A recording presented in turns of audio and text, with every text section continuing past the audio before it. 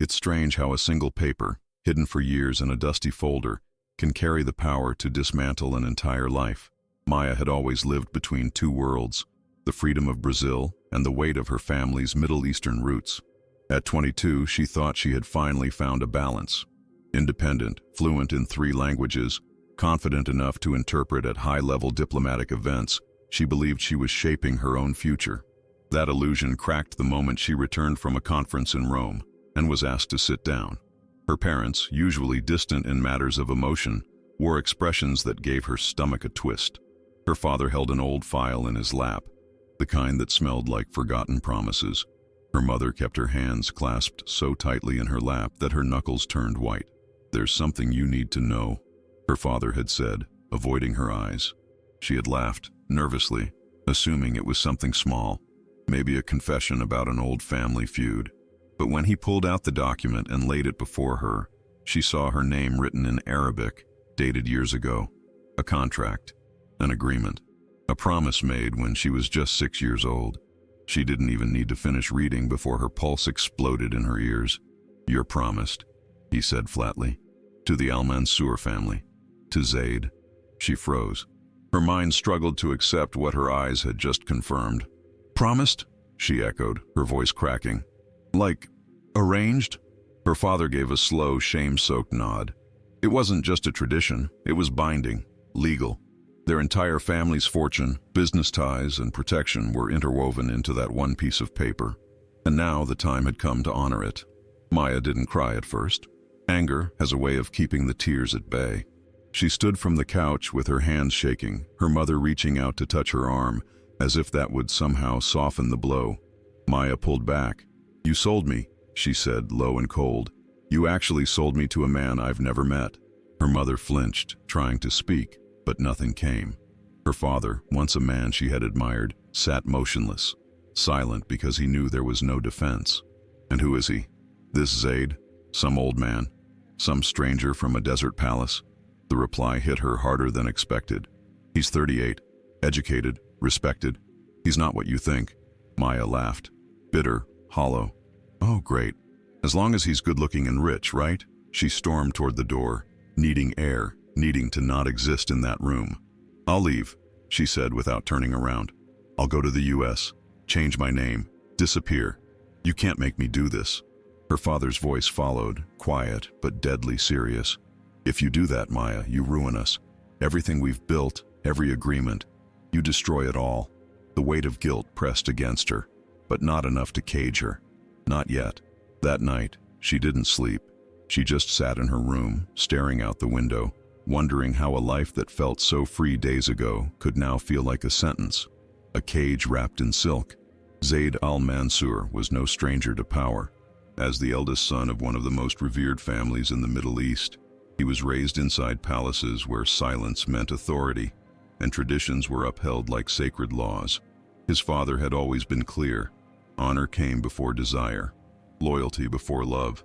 Zaid had known since his teenage years that there was a contract somewhere, binding him to a girl from another respected family, but he never gave it much thought. To him, it was an outdated promise, another name lost in a sea of alliances his father had forged. That changed with one call. He was at a private gathering in a luxury suite in Dubai when the phone rang. "She's 22 now," his father said. "The time has come." Zaid barely reacted. He stared out the window while his father's words echoed like a final verdict. "She's arriving in Dubai next week. You will marry her." No discussion, no emotion, just an order. Zaid ended the call and remained still, the glass of scotch untouched in his hand. He felt the strange tug of something he couldn't name. Not fear, not anger, just a subtle creeping awareness that everything was about to shift. What he didn't know, what he couldn't have guessed, was that this woman wasn't a stranger. They had met already, and she wasn't what he expected. She wasn't quiet. She wasn't docile. She had stood her ground in a room full of powerful men, and he had dismissed her without knowing who she truly was. Now she was coming back, not as an interpreter, as his wife. When Maya landed in Dubai, the heat didn't just sting her skin. It weighed on her chest like a silent warning. Inside the black car with tinted windows, her father stared blankly through the glass while her mother clutched her prayer beads. lips unmoving but clearly pleading with God. Maya sat in the back seat, her linen dress wrinkled, hands clasped tightly on her knees. She looked calm from the outside, but inside, a storm brewed with every mile they drove toward the palace. The moment the gates opened, guarded by armed personnel and watched by 100 silent eyes, she knew. She no longer belonged to herself. The grandeur of the palace, its manicured gardens, towering marble columns, and golden domes, wasn't designed to welcome. It was made to intimidate, to remind her that this was no longer her world. It belonged to them, to him. Zaid stood in the receiving hall dressed in white, flanked by his father. And when their eyes met, recognition hit them both like a jolt of electricity. Maya froze. Of course it was him, the arrogant, dismissive man from the conference in Rome. And he, for the first time in years, looked visibly startled. This wasn't some faceless girl from a dusty contract. This was the woman who'd talked back without fear, the one who didn't flinch. The room didn't react, but everything between them shifted in that instant. The arranged marriage wasn't just a cultural relic anymore. It had become personal, and beneath the weight of tradition, a new war quietly began. The ceremony was a display of ancient grandeur, timeless, solemn, and cold. It took place not in Dubai, but in a secluded ancestral palace owned by the Al-Mansur family, far from the eyes of curious outsiders. The building itself looked like something out of a preserved manuscript. Arched doorways, silk banners, golden candlelight flickering on stone walls. Maya arrived in silence, escorted by her parents, her steps mechanical.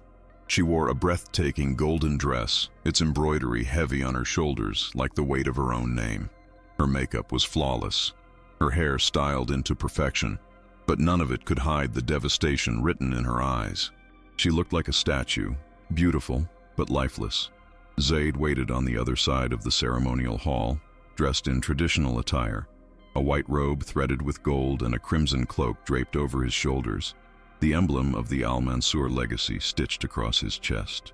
He looked regal, distant, but his jaw was tight, his hands behind his back, unmoving. They didn't smile. They didn't touch.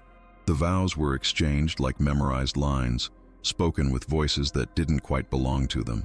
When the ceremony ended, there were no kisses, no laughter, just the sterile gesture of a folded white sheet passed discreetly to Maya by her mother-in-law. The unspoken tradition, the expectation, proof that the union had been consummated. Maya felt her heart hammering in her ribs, but her face didn't crack. She said nothing, only nodded and was led away to the bridal suite as though she were being delivered, not welcomed. The bridal suite was a masterpiece of luxury. Rose-colored linens, soft lighting, fresh flowers arranged in vases carved from crystal. But Maya didn't notice any of it. She sat at the edge of the enormous bed, hands icy in her lap, robe tied tightly around her waist. Her skin crawled under the weight of expectation. She knew what came next. Everyone did. No one had said it aloud, but the message was clear in every glance, every instruction. Tonight, she would become his, whether she wanted to or not. The knock came. She didn't answer. The door opened anyway. Zaid walked in, uninvited, unbothered. He moved like the room belonged to him, which, technically, it did.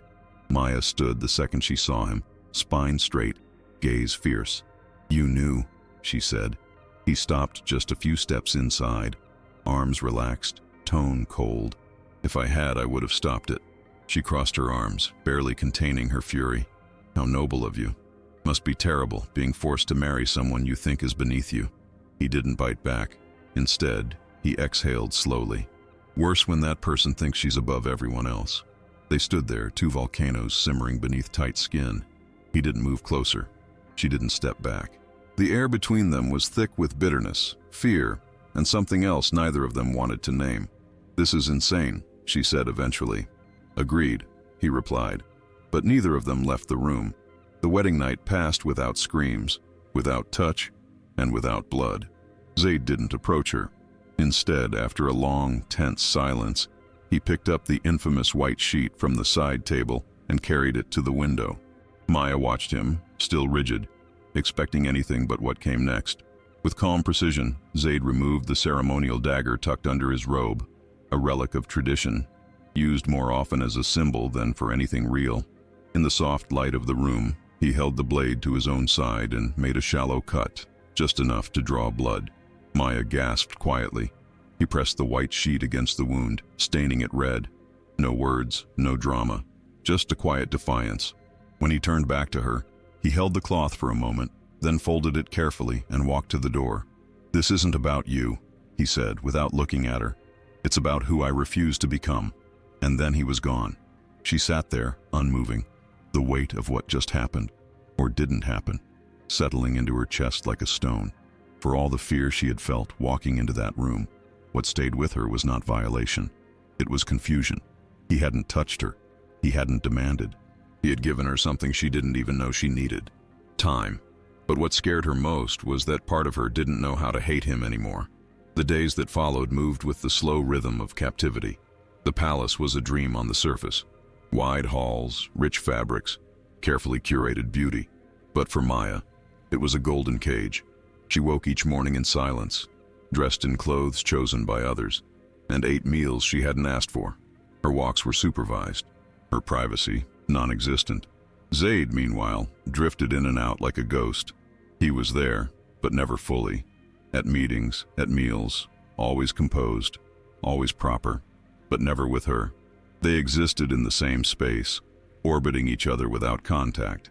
She hated how aware she was of his presence, how her eyes betrayed her when he entered a room, how her breath caught even when she didn't want it to. He had become the most visible shadow in her life, always there, but just out of reach.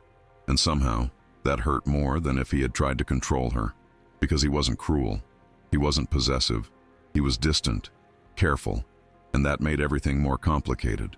Her body remembered the night he bled instead of touching her.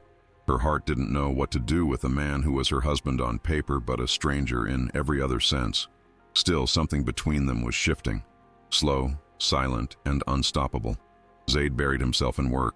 He traveled frequently, held meetings late into the night, and maintained the image of a composed heir, with responsibilities too pressing to allow distractions. But behind his practiced expressions and tight schedules, Maya lingered like an echo. He caught himself wondering what she was doing at odd moments, whether she still sat alone in the garden, whether she had eaten, whether she still stared through the windows like a bird calculating the distance to freedom. He told himself it didn't matter, that this arrangement, this forced marriage, was nothing more than a cultural obligation. But the truth was inconvenient. The memory of her eyes when she stood in defiance, the way her voice didn't waver even when she was trembling, haunted him. Zaid had always been able to separate duty from emotion, but Maya blurred that line. She wasn't a girl begging for mercy. She was a woman who refused to break, even when everything around her demanded submission. And that unnerved him more than he was willing to admit. In a world where women were expected to smile through silence, Maya was fire contained in glass, dangerous, beautiful, and quietly, she was becoming impossible to ignore. For Maya, the days melted into each other, each one a variation of the same confinement. She walked the corridors like a ghost, the marble floors echoing her silent resistance. The staff were courteous but distant, as though instructed not to get too close. She scribbled notes in a journal she kept hidden under her pillow. Thoughts, plans, pieces of herself she couldn't say aloud. She wasn't waiting for Zaid, but she noticed his absence anyway. She hated herself for noticing.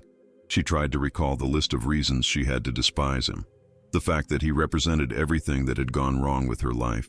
The way her freedom had been stripped without consent. But every time she remembered that night, the white sheet, the dagger, the quiet rebellion, her anger tangled with something else, something softer, more dangerous. He hadn't claimed her. He had protected her in the only way he could. That memory complicated everything.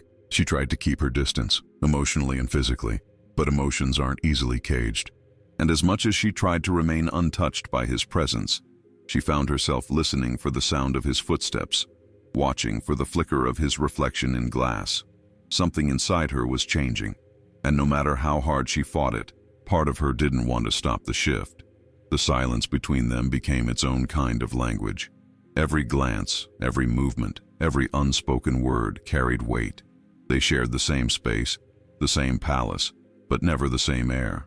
Maya spent most of her afternoons in the inner garden, a A small sanctuary with white roses and soft breezes that made her feel, even if briefly, like the outside world wasn't so far away.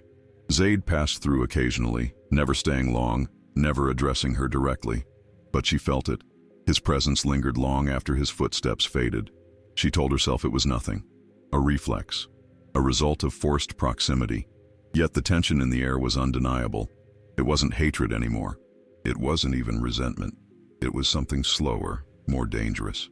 Like watching a storm build on the horizon and not knowing whether it would break or pass you by. Maya caught herself stealing glances, listening for the creak of the floor when he approached, memorizing the pattern of his breath when he passed her by without a word. She hated the feeling. It made her feel weak. But the truth settled in quietly. She didn't hate him. Not anymore. And that terrified her more than anything else. Zaid noticed it too. The shift in the air. The way Maya no longer flinched when their eyes met. She didn't smile. Didn't invite conversation. But she also didn't look away. That somehow was worse. It made him feel seen. Vulnerable. And he wasn't used to being either. He told himself it was just a matter of time before the situation resolved itself. Before she accepted her role or left for good. But she stayed. Quietly. Firmly. And that changed the way he moved through the palace. He started coming home earlier, skipping unnecessary meetings, just to be near the quiet hum of her presence. He didn't touch her, didn't speak more than he had to, but she was becoming part of his world whether he liked it or not. There was something about the way she occupied space, with grace, with pain, with an unshakable core, that made him feel less like the man his father wanted and more like someone real. He found himself remembering her expressions, the way her lips pressed into a line when she was holding back, the way she tilted her head slightly when deep in thought. He tried not to care, but the truth was, he did, and it was starting to show. One morning, just as the heat of the desert began creeping into the marble floors of the palace, a small envelope arrived at Maya's door. No seal, no signature, just her name written in careful handwriting. Inside was a simple note. Wear something comfortable. I want to show you something. Zaid. She stared at it for a long time, unsure what to make of it. It had been days since they'd exchanged more than a passing glance, and now this? She almost ignored it, almost threw it in the trash just to prove a point. But curiosity gnawed at her. A soft part of her, one she tried to silence, wanted to know what he meant. She chose a loose dress, tied her hair back, and waited. When she stepped outside, he was already there, dressed casually for the first time she could remember. Light shirt, sleeves rolled, sunglasses masking his expression. He didn't say much, just opened the car door. The ride was quiet, tense, and Maya watched the city fade behind them. The farther they drove, the more anxious she became. Then the car stopped in front of a modest building surrounded by dusty stone walls. A sign read, "Hope School for Refugee Girls." She blinked. "Where are we?" she asked. Zaid removed his sunglasses. "A place I helped build," he said plainly. Inside, the air was different. Not heavy like the palace, not suffocating like the formal halls of power. This place breathed. Children's laughter echoed through the open courtyard. Small girls in worn dresses ran barefoot through the sand, holding books and crayons and makeshift toys. One of them squealed something in Arabic and ran toward Zaid. Without hesitation, he scooped her into his arms. Maya stood frozen, stunned. More children surrounded him, reaching for his hands, tugging on his shirt, smiling like he was family. A volunteer approached her and said softly, "They adore him. He comes often." Maya didn't know what to say. She didn't know this side of him, and it shook her. This wasn't the arrogant man from Rome. This wasn't the stiff heir from the wedding. This was someone else entirely. Zaid caught her staring and gestured for her to join. She hesitated, then slowly stepped forward. One of the girls touched her hair. Another took her hand, and something cracked inside Maya. She crouched to their level, and without realizing it, she smiled. A real smile. One she hadn't felt in months. And when a little girl with sad eyes hugged her without a word, Maya's eyes filled with tears. She didn't speak. She just closed her eyes and let herself feel. And for the first time, Zaid watched her without armor. The ride back to the palace was quiet, but not cold. Maya stared out the window, processing everything she had just seen. The way the children clung to Zaid, The ease with which he had moved through that dusty schoolyard, far removed from the polished floors of their world.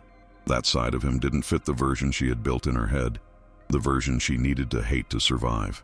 After several minutes, Zaid finally spoke, his tone neutral. The school was just an idea at first. I scribbled it on a napkin during a dinner once. My sister passed it on to the foundation. He didn't look at her while he spoke. I'm not good at expressing things, but that place, it matters to me. Maya didn't reply. She didn't know how. Her heart was a storm of contradictions. She wanted to hold on to her anger, her sense of betrayal, her fight for autonomy. But now, that anger had cracks in it. Cracks shaped like laughing children, and a man who looked nothing like the villain she expected. For the rest of the ride, she stayed quiet, not because she had nothing to say, but because her words no longer fit the narrative she thought she understood. And Zaid didn't push. He just drove, letting the silence speak where words couldn't. Later that evening, a formal invitation arrived, an official dinner, hosted by the royal family. Maya held the envelope in her hands, heart thudding. She hadn't seen Zaid again since their return, and now she was expected to stand beside him in front of diplomats, dignitaries, the elite of Dubai. The pressure felt suffocating, but she dressed anyway. The gown was midnight blue, hugging her frame with quiet elegance, her hair pinned up with strands left loose to frame her face. She barely recognized herself in the mirror. When she descended the staircase of the palace, Zaid was already waiting. The moment he saw her, his breath visibly caught. He didn't speak, but his eyes lingered just a second longer than they should have. "Ready?" he asked, offering his arm. She hesitated, then looped hers through his. As they walked into the grand ballroom together, every head turned. Maya felt the weight of their stares, the judgment, the curiosity. But Zaid walked with ease, his presence a silent reassurance. For the first time she realized, he wasn't shielding her. He was walking beside her as if she belonged, and that made all the difference. Inside the ballroom, music played and glasses clinked, but all Maya could hear was the quiet pounding of her heart. Something had changed. She wasn't sure what, but it was there, and it wasn't going away. They moved through the ballroom like a unit, their bodies aligned but their thoughts scattered. Maya kept her posture elegant, her smile polite, while her insides swirled in confusion. Every now and then she'd feel Zaid's gaze on her. Not possessive, not predatory, but observant, curious, like he was seeing something even she hadn't fully realized about herself. She spoke with diplomats, shook hands with women from royal families, answered questions with measured grace, and all the while she felt him at her side, steady, calm, present. It was infuriating and comforting all at once. She didn't want to like him. She didn't want to need his steadiness. But there it was. Zaid, too, was struggling to keep his guard up. Watching her own that room, stand tall without apology, reminded him again that she was never meant to be tamed. She didn't ask for space. She claimed it. And yet, she never came off arrogant or attention-seeking. She simply was. In a sea of polished faces and diplomatic performances, Maya stood out, not because of her dress or her status, but because she didn't pretend.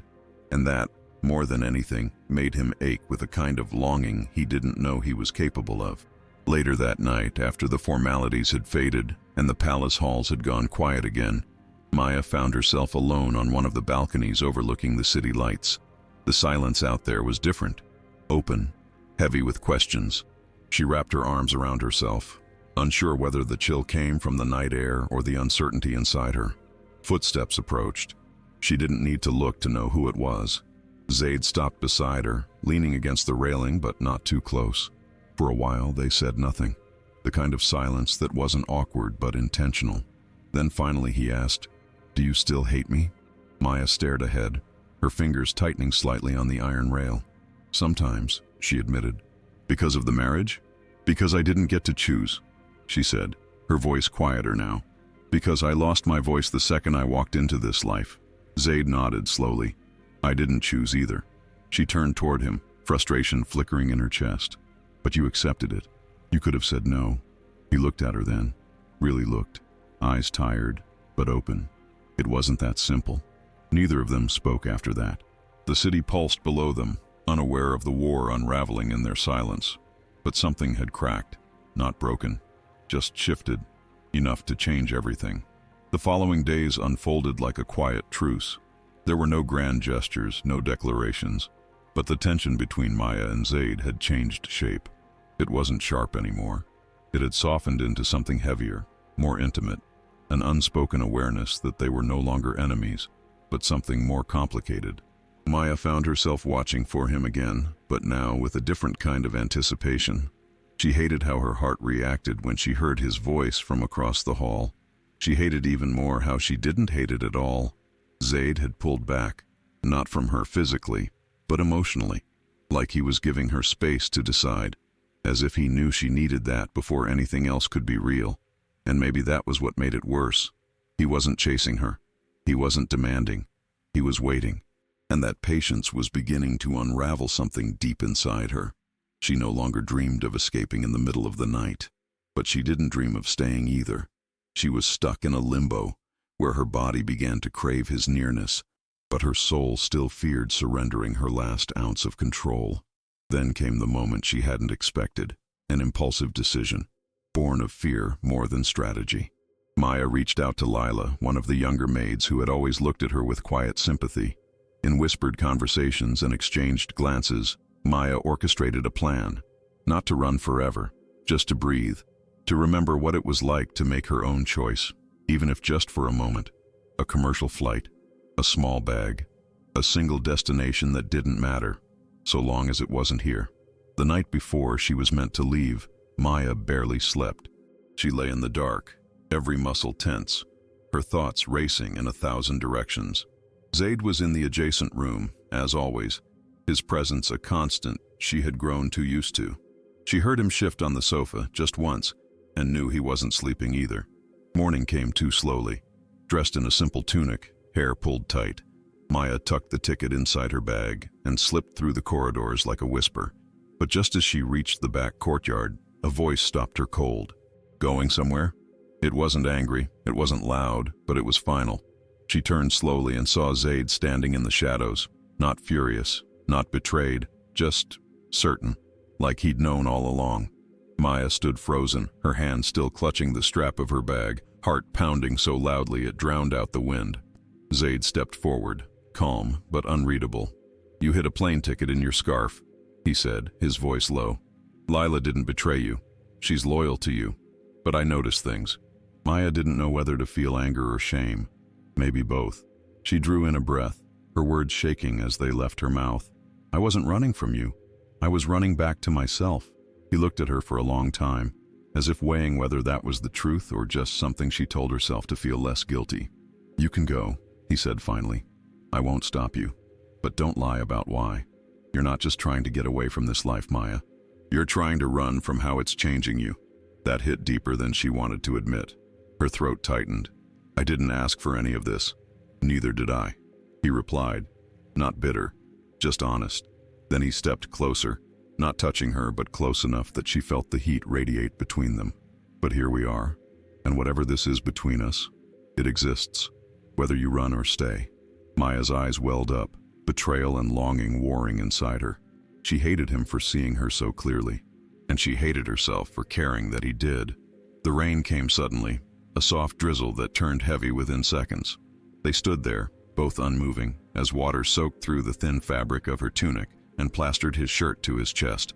"Are you really going to leave?" he asked again, but softer this time. His voice cracked something loose in her, something she'd been holding together with stubborn resolve. She hugged the bag tighter against her body as if it could shield her from the storm outside and the storm inside. "I never wanted this," she whispered. "Any of this. You, the palace, the rules, the silence." Zaid's gaze didn't waver. "But you stayed. Because I didn't know what else to do," she snapped, the tears finally falling. "Because I didn't trust anyone, not even myself." He stepped forward, gently lifting her chin with his hand. She didn't pull away. "You feel it too," he said. Not a question, just truth. Maya shook her head, but the motion was weak. "I hate you," she murmured. "And I hate that I don't want to hate you anymore." He nodded slowly. "Then stay. Don't stay because of tradition or guilt or duty. Stay because something in you wants to." The bag slipped from her fingers and hit the stone ground with a dull thud. And in that moment, neither of them moved, not closer, not apart, just breathing in the storm, realizing they'd already crossed a line they couldn't uncross. The days after the aborted escape were marked by an uneasy stillness. Zaid didn't confront her again. He didn't bring up the ticket or the storm or the tears, but his absence was louder than ever. He was around, present in meetings, at formal meals, always composed, but he didn't seek her out. And Maya, despite telling herself that was what she wanted, felt it like a weight pressing on her chest. She caught herself glancing at doors, hoping he'd walk through them. She listened for his footsteps in the hallways, for the familiar creak of the floor outside her room. But he kept his distance, and it hurt more than she expected, because the silence now wasn't born of resentment or tradition. It was the quiet of someone who had stopped trying, and that scared her. Had she waited too long? Pushed too hard? She spent her nights restless, mind looping through memories. The white sheet, the school for refugees, the rain soaking through their clothes as she stood frozen with indecision. And worst of all, she remembered his voice, that final whisper before she ran upstairs and locked herself in her room. "I'll wait, even if it destroys me." She didn't know what to do with that kind of devotion. She wasn't ready to accept it, but she was terrified of losing it. On the fourth night, unable to sleep, Maya wandered through the corridors until she heard an unexpected sound. Hooves. Following the echo, she found herself outside the stables. The moon cast a silver glow on the sand, and there he was. Zaid, shirtless, grooming a chestnut stallion, sweat glistening on his back. His movements were methodical, focused, like he was trying to brush something off his soul. She stood in the doorway for a long time, watching, debating. Then, without warning, she spoke. "You disappeared." He didn't turn. "I got tired." "Of what?" she asked. "Of trying to reach someone who keeps running." That made her flinch. His words weren't angry, just exhausted. He finally turned, his eyes meeting hers like an unexpected mirror. "Every day I see you," he said quietly, "but I don't feel you here, and it's killing me." Maya stepped forward, heart racing. "You think this is easy for me?" she snapped. "You think waking up in a stranger's world wearing a stranger's name is something I just adjusted to overnight?" "No," he said. "I think it's worse for you, because I already gave in, and you're still fighting it." The silence after that was unbearable, thick, fragile. He dropped the brush, took 2 slow steps forward, and said with finality, "I can't keep doing this halfway. Either you let me in, or let me go." Maya didn't answer right away. She stood still, her breath catching in her throat as Zaid's words settled between them like smoke. Let him in or let him go. It sounded so simple, so final. But nothing about this was simple. She opened her mouth, then closed it again, her thoughts racing faster than her courage could keep up.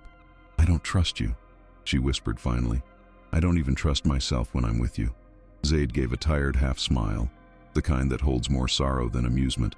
"Neither do I," he said. "But I still show up." His honesty pierced her armor in places she didn't know existed. "This isn't about what we feel," she argued, crossing her arms like a shield. "It's about how we got here." He nodded. "I know, and I hate it too, but I can't change how it started. I can only decide how it ends." The heat of his nearness made it harder to think. Her defenses were unraveling. "Why didn't you ever just take what they expected you to?" she asked suddenly, voice cracking. Zaid's expression didn't shift, but his voice dropped low. "Because I saw you," he said, "and I knew you deserved more than being someone's obligation." That was it. That one sentence pulled at something deep inside her, a sob she didn't let out, a need she never named, and the terrifying part, she believed him. Zaid stepped closer, gently resting his forehead against hers. Their breaths mingled, and for a second, the whole world went still. "You're trying so hard not to feel this," he murmured, "but your body already knows." Maya trembled, eyes closing, lips parting as if to protest. But there was no protest left, only exhaustion and longing and the quiet ache of surrender. His hand brushed her jaw, feather-light. "Tell me to stop," he whispered. She didn't, couldn't. He leaned in slowly, giving her space to move away, but she didn't move. Their lips met with a fire that had been simmering for too long. It wasn't gentle. It was desperate, searching, furious with the time they'd wasted. Maya's hands found the edges of his shoulders, gripping him like she'd fall without something to hold on to. The kiss deepened, mouths colliding with hunger and pain and everything in between. When they finally pulled apart, gasping, her voice came out in a broken murmur. I want to stop running. Zaid's eyes softened, and for the first time in weeks, his body relaxed. Then stay, he said. But stay as you are, whole, unowned, free. And for the first time, Maya believed she could. That night, they didn't return to their separate corners. There was no sofa, no cold silence, no emotional distance. Maya led Zaid back to the palace without a word, her fingers still tangled with his. Neither of them rushed. It wasn't about urgency anymore, it was about intention. In the soft glow of their private suite, Maya stood in front of the mirror, removing her earrings, her pulse steady but alert. Behind her, Zaid waited, not as a man claiming a right, but as someone holding back, offering a choice. She turned to face him, her expression unreadable. "If you touch me tonight," she said quietly, "I want it to be because we both chose this, not because anyone expected it." Zaid stepped forward and gently took her face in his hands.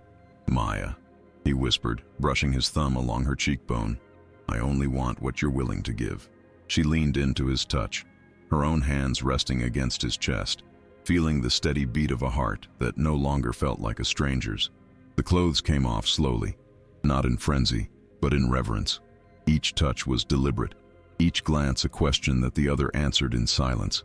The intimacy wasn't just physical, it was emotional, raw, human. And when he finally held her, there was no dominance, no ownership, just warmth and vulnerability, and the ache of two people who had been holding back for far too long. The hours that followed blurred into a quiet kind of magic. The world outside ceased to matter. It wasn't about palaces or politics or arranged contracts. It was about the way Maya's breath caught when Zaid kissed her collarbone, the way he whispered her name like a secret only he knew. It was the way their bodies moved in sync, not because they had to, but because they wanted to. When it was over, there were no words, just their bodies tangled in the linen sheets, her head resting on his chest, his hand tracing invisible patterns on her back. For the first time since arriving in Dubai, Maya didn't feel like a prisoner. She felt seen, wanted, and more than anything, she felt chosen, not by her family, not by tradition, but by him. In the stillness of that early morning, as the golden sun began slipping through the curtains, Maya whispered the words that had been waiting to be spoken. "You didn't break me, Zaid. You gave me back the pieces I didn't know I had."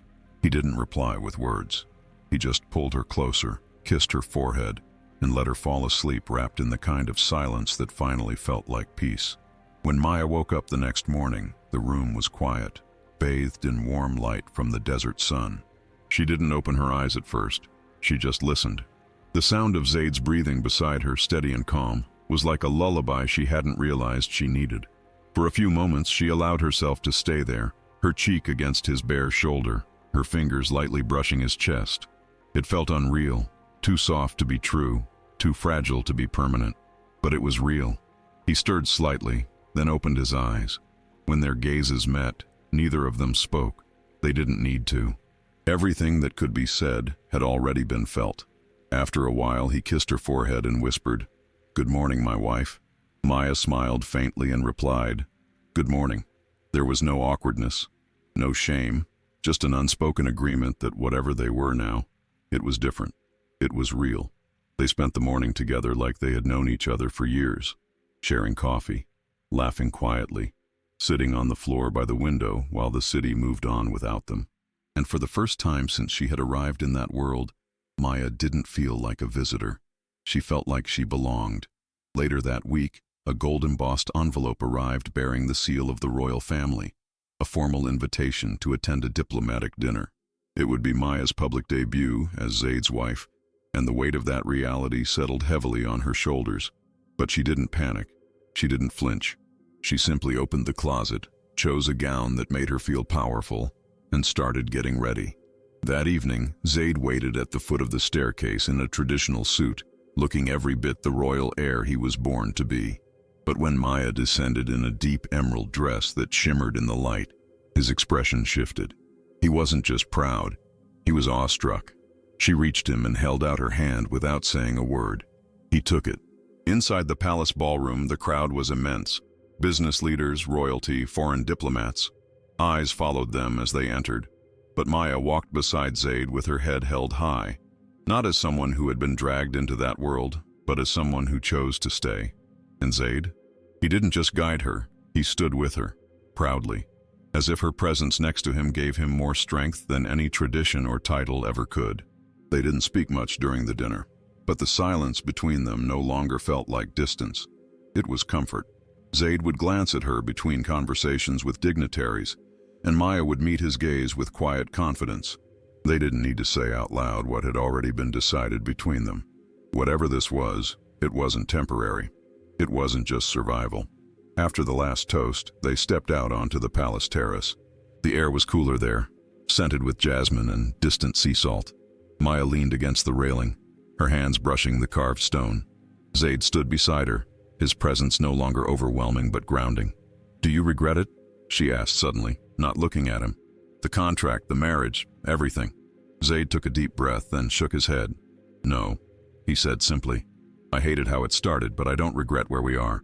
She turned to him slowly, searching his face for signs of doubt. But all she found was truth. "What about you?" he asked, his voice softer now. Maya hesitated. "I hated you," she said. "I hated this place, this life. I hated how I didn't have a say." He didn't interrupt. He just listened.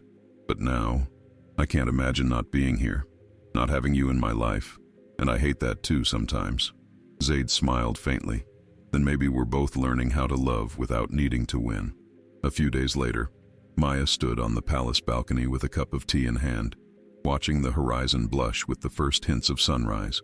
She was alone, but for the first time, she didn't feel lonely.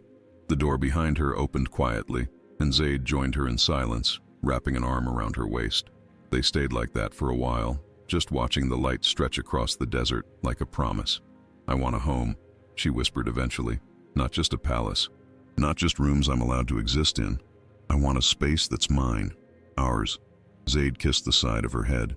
"Then let's build it," he said. "Away from here. Still close, but ours." She looked up at him, surprised. "Are you serious?" "I already found a place," he said with a smirk. "Just needed to know if you'd come with me." Her eyes welled up unexpectedly. For all the lavish gifts and traditions she had been offered, this was the one thing that truly felt like love, freedom, a choice, a future they could shape together. She didn't say yes. She didn't have to. The way she leaned into him said everything. Weeks later, they stood together in the quiet of a new home, far from the towering palace walls, far from the rigid expectations of tradition. The house was modest compared to the grandeur they had come from, but every corner carried their fingerprints. Sunlight spilled across polished wood floors.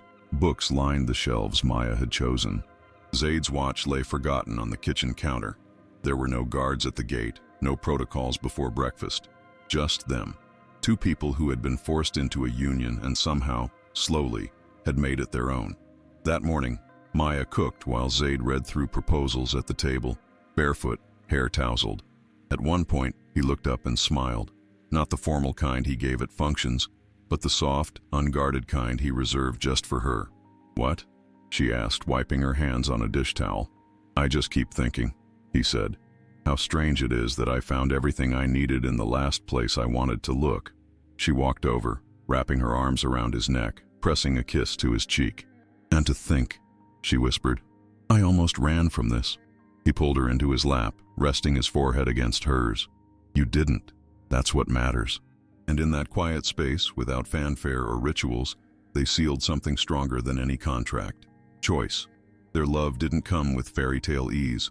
It was forged through discomfort, through silence, through the tension between duty and desire. But that was what made it real. It wasn't clean or perfect. It was honest.